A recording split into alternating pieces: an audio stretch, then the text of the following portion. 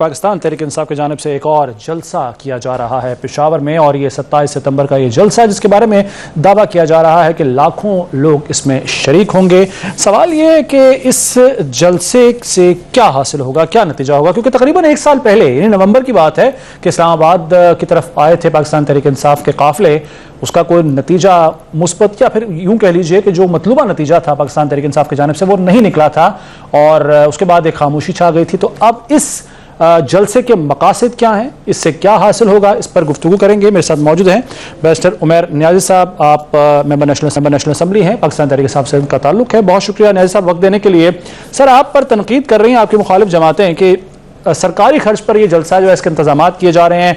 अभी 9.5 करोड़ रुपए जलसे से पहले ही खर्च किए जा चुके हैं वज़ीर आला अली अमीन गंडापुर की जानिब से, और उसके साथ साथ जो इस पर खर्च किया जा रहा है उस पर तर्जुमान वज़ीर आला फराज मुगल साहब ने कहा कि जलसा है जो इस पर पैसे तो खर्च होंगे। सर, सवाल ये है, जो तनकीद भी की जा रही है कि सरकारी वसाइल एक जलसे पर खर्च करना, खासतौर पर ऐसी सूरत हाल में जब अमन अमान का मसला केपी में बहुत ज्यादा है और सैलाब के बाद की सूरत हाल अभी तक हम उससे निमट रहे हैं, तो सरकारी वसाइल आवाम पर खर्च करने के बजाय इस तरह जलसे पर खर्च करना कहाँ की दानिशमंदी है, और सर इससे हासिल क्या होगा? न्याजी साहब, नहीं, आप कह रहे हैं केपी के वसाइल खर्च हो रहे हैं, उसका आपके पास क्या सबूत है? तो आता है केपी का पैसा खर्च होगा किसी अकाउंट से जाएगा ना, किसी की जेब में से तो नहीं जा रहा, जाती जेब में से। अगर आप इतना बड़ा इल्जाम लगा रहे हैं एक नेशनल मीडिया पे बैठ के, क्या आपके पास इस चीज मैं इल्जाम नहीं लगा रहा, आपकी मुखालिफ जमातें इल्जाम लगा रही हैं। नहीं, वही उनसे पूछे ना कि वो उस चीज का सबूत क्या है। कोई बेवकूफ भी होगा जो इस तरह के दौर में इस तरह की हरकत करेगा। बात है जलसे करने हमेशा करते हैं पॉलिटिकल पार्टीज अपने वसाइल से, मेंबरान करते हैं, वो अपने सपोर्टरान को, वर्कर्स को लेके आते हैं, और तहरीक इंसाफ का जिस तरह से हमेशा से रहा है वर्कर खुद निकलता है। ये कोई दूसरी जमातों की तरह नहीं है कि आप जो है ना सरकारी मुलाजमों को जो है ना बस्तियां बना के बिठा दें सामने। ये को मरीम नवाज का जलसा थोड़ी हो रहा है कि जी कायदा बात है दूसरे जिलों से जो है ना बाहर के लोग ला के बिठा दें और दिखाएं कि जी ये मियाँ वाली की आवाम है। ये पेशावर का जलसा है, पूरे मुल्क से लोग अपने वसाइल से आ रहे हैं। लेकिन सर, इसमें मैं थोड़ा कतई कलामी के लिए माजरत, लेकिन जो गुज़श्ता साल जब इस्लामाबाद की तरफ आए थे आप, तो उस वक्त सरकारी मशीनरी आई थी और जो कन्फिस्केट कर ली गई थी वफाक की जानिब से और बाद में वापस की दी गई थी, ये वज़ीर आला खैबर पख्तूनख्वा जब आए थे, जब आपको याद होगा ये सरकारी मशीनरी, उसमें क्रेनें भी शामिल थी, ये उस वक्त रख ली गई थी, काबिज हो गए थे इस पर और बाद में वापस की गई थी। क्या ये आपके याददाश्त में है ये चीज़? बिल्कुल यादाश्त में है, और आपकी यादाश्त में ये भी होना चाहिए कि वो सीएम उस वक्त आ रहा था। सीएम का अपना प्रोटोकॉल होता है, सीएम के प्रोटोकॉल में अगर आप सरकारी गाड़ियां पकड़ लें तो वो किसी भी मौजूद माशरे में ये इस चीज की इजाजत नहीं होती। केपीके का अगर हाउस आप तोड़ते हैं, केपीके के अंदर घुस जाते हैं, इसका ये मतलब नहीं होता कि अगर वफाक की आपकी हुकूमत है तो आपका हर तरह का इख्तियार है, आप जैसे मर्जी चाहें कर लें। ठीक है न्याजी साहब, किसी भी तहरीक या जलसा या धरना उसके पीछे कोई मकसद होता है। अब ये जो जलसा कल होने जा रहा है इसका मकसद क्या है, इससे क्या हासिल करेगी पाकिस्तान तहरीक इंसाफ? इस्लाम में इस वक्त बदअमनी है, केपीके के दहशतगर्दी के नाम पे ऑपरेशन किया जा रहा है। केपी की अवाम इस वक्त सरापा एहतजाज है, औरतें कुरान लेके सड़कों पे निकली हुई हैं, लोग वादी तीरा में 25 लोग शहीद हो जाते हैं, उनका कौन जवाब? किसी ने तो जवाब देना है। तो जलसा एक अवामी जरगा है जहां अली अमीन अपनी अवाम को कॉन्फिडेंस मिलेंगे और अवाम आगे अपना रद्द अमल देगी। सर, ये जो तमाम बातें आप कर रहे हैं इसके लिए एक फोरम मौजूद है जिसे असम्बली कहा जाता है, चाहे वो कौमी असम्बली हो या जहां खैबर पख्तूनख्वा असम्बली जिसमें आपकी हुकूमत है गुज़श्ता कई बरसों से, तो बेहतर ना होता कि इसके बारे में आप करारदाद ला के या असम्बली में बात करते, एक प्रॉपर फोरम होता है। आप लोग कमेटियों से तो इस्तीफे दे रहे हैं और उसके साथ साथ सड़कों पर आ रहे हैं, तो क्या ये बेहतर फोरम ना होता कि पहले आप लोग असम्बली में इस पर आवाज़ उठाते हैं और अगर वहां से नाकामी होती, आपकी सुनवाई ना होती, तो फिर जाहिर है सड़कें उसके लिए एक फोरम मौजूद है, उसके बाद? देखें, फोरम तो हर जगह मौजूद रहते हैं, आप और मैं भी एक फोरम के जरिए ही बात कर रहे हैं, मगर लाजमी नहीं है कि ये आइडियल फोरम। हर जमात ने अपने लिहाज से सोचना होता है कि उसने कौन सा फोरम किस वक्त यूटिलाइज करना है। क्या फॉर्म 47 की असेंबली जिसको लाने वाले जो है ना खुद बेनिफिशरी हों, आज बड़े बड़े ओहदे लेके वफाक में बैठे हों, क्या उस तरह की जाली असेंबली में आप समझते हैं कि ठीक आवाज उठेगी? क्या आवाज बाहर जाएगी? क्या वहां से MLAs नहीं उठाए जाते? क्या आपके नॉलेज में नहीं है? तो सर, फिर ऐसी असेंबली को खैरबाद कह दीजिए। जब सेनेट के इंतखाबात हो तो उसमें कंटेस्ट क्यों किया जाता है? आप अभी इसके असेंबली के मेंबर हैं, फिर ऐसी असेंबली को छोड़ क्यों नहीं देते?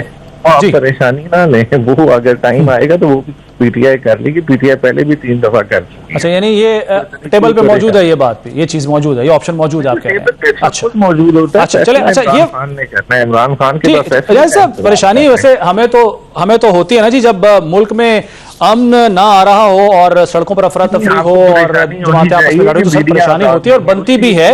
लेकिन सर ये फरमा दीजिएगा सर, जी ये फरमा दीजिएगा कि अगर आप कहते हैं कि अमन अमान की सूरत हाल मखदूश है खैबर पख्तूनख्वा में, अब वफाक और सूबों को तो एक होना चाहिए, अगर कोई इख्तलाफात हैं भी तो उनको बैठकर हल करना चाहिए। वफाक कहता है या एस्टेब्लिशमेंट कहती है कि जी ऑपरेशन होना है, जाहिर है जिस तरीके से दहशतगर्दी वहां पर हो रही है, आप लोग कहते हैं जी नहीं जी ये तो आउट ऑफ ऑप्शन है, लेकिन इसमें कोई दरमियानी रास्ता तो निकल सकता है। क्या ये कोशिश की गई कि बैठ के बात की जाए बजाय इसके कि दोनों के रुख जो है वो एक का मशरिक की तरफ और एक का मगरिब की तरफ हो? बात है कि एक होने के लिए नीयत और सोचें एक तरह की होनी चाहिए। जब आप अपने अमेरिका के डेलीगेशन में लॉबियस्ट साथ बिठा के लेके जाए, जिसके पास ना सरकारी ओहदा और ना कुछ हो, तो आपको खुद ही सोच लेना चाहिए कि आप किस तरफ देख रहे हैं। तो जो लोग किसी और तरफ देख रहे हैं उनके साथ ये आप किसकी बात कर रहे हैं सर? आपके सोशल मीडिया पे सारी तस्वीरें एक औरत की मौजूद है जो वजीर आजम के डेलीगेशन में गई है। वो औरत कौन है पता चला लें। सर ये बड़ा संगीन इल्जाम लगा रहे हैं आपने सर। संगीन ही सोशल मीडिया पे थोड़ा रिसर्च कर लें सर। सोशल मीडिया तो बड़ी हद तक जो है उसमें फैब्रिकेटेड न्यूज होती है, आप भी जानते हैं, मैं भी जानता हूँ। मैं ये नहीं कह रहा कि इस खबर के हवाले से मैं बात कर रहा हूँ, लेकिन नॉर्मली जी मगर है कि अब वो आप उसको फैब्रिकेटेड बेशक कह लें, अब असल ताकत सोशल मीडिया है। बात है न्यूज का इंफॉर्मेशन वही है। आप और मैं जो बात कर रहे हैं इसको कोई नहीं देखता।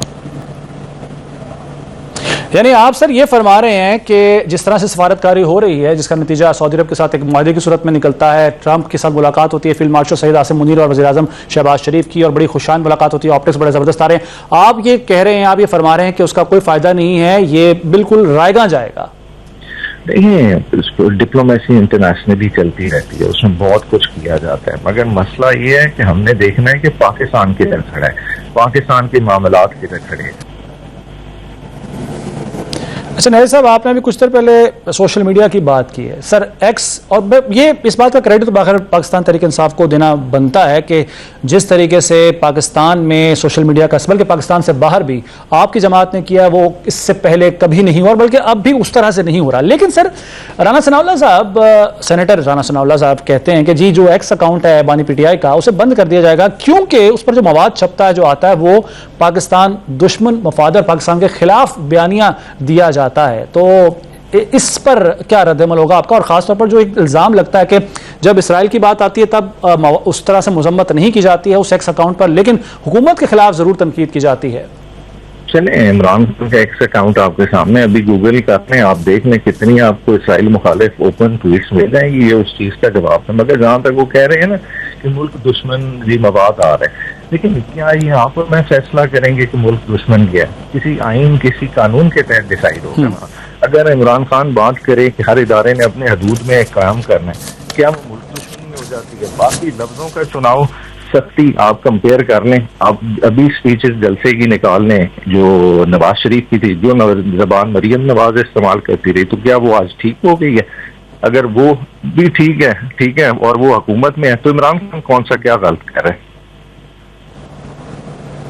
अच्छा चले ठीक है, बहरहाल इस पर तो तवील बहस हो सकती है, जलसों में जबान कौन कैसी इस्तेमाल करता है, में जरूर मैं आपको तकलीफ दूंगा, दावत दूंगा इस पर बात करने के लिए। बहुत शुक्रिया, वक्त चूंकि खत्म हो गया। बैरिस्टर उमैर नहर साहब, आपका वक्त देने के लिए बहुत बहुत शुक्रिया।